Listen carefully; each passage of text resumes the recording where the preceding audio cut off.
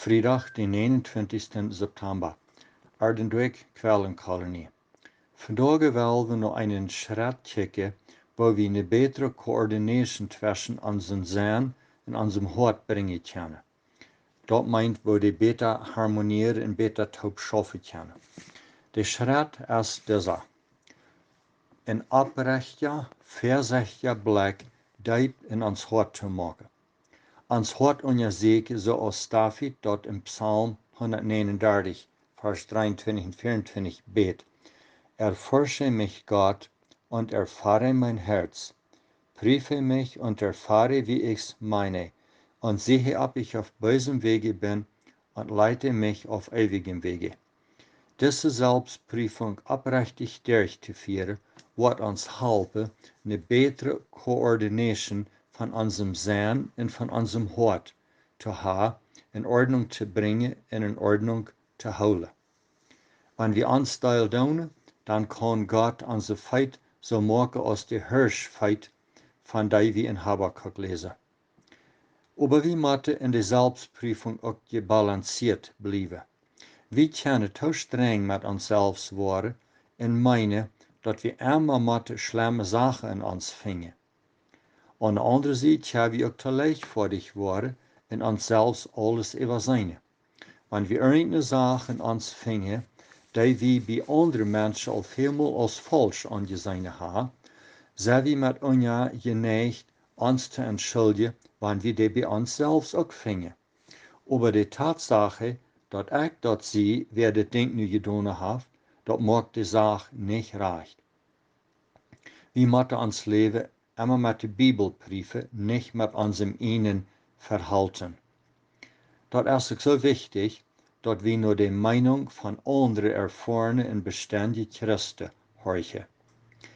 Eine gebalancierte Selbstprüfung ist für Christ sehr wichtig. Der erste Vers vom Gebet im Psalm 139 geht um die Einstellung im Hort. Da lesen wir, dass Gott uns Hort erfahren und prüfen soll. In der zweite Gebet, der ist uns am rechten Weg prüfen. Und das haben wir vandaag so verstanden, als wenn das uns Sein gemeint ist. Wir beten Gott, dass er beide prüfen wird, onze diepe Einstellung im Hort, ook de Sein, wat we haben. Und sicher machen, dass die zwei harmonieren. Ein Beispiel können wir nehmen von der Eastboy, was da im nördlichen Atlantischen Ozean schwammen. Von der wird gesagt, dass der Teil von dem Berg, was über dem Wasser steigt und zu sein ist, dort ist bloß 10% von dem ganzen Berg. 90% von dem Berg ist unter Wasser. So ist es auch mit dem Mensch. In seinem Hort ist viel mehr als von Bitte zu sein ist.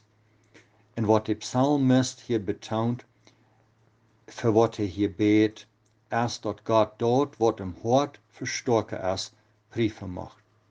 Und die Tatsache, dass das verstärkt ist, das meint nicht unbedingt, dass das schlecht ist.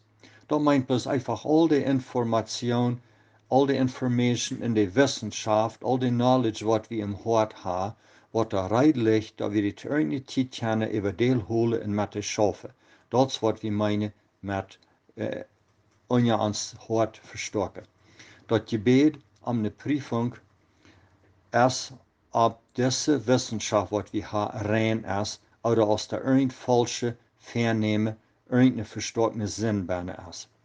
Wir wollen noch einmal das Beispiel nehmen von Jane Marie, was dort von dem Huger Stein rauffällt, von dem ein Produkt verteilt.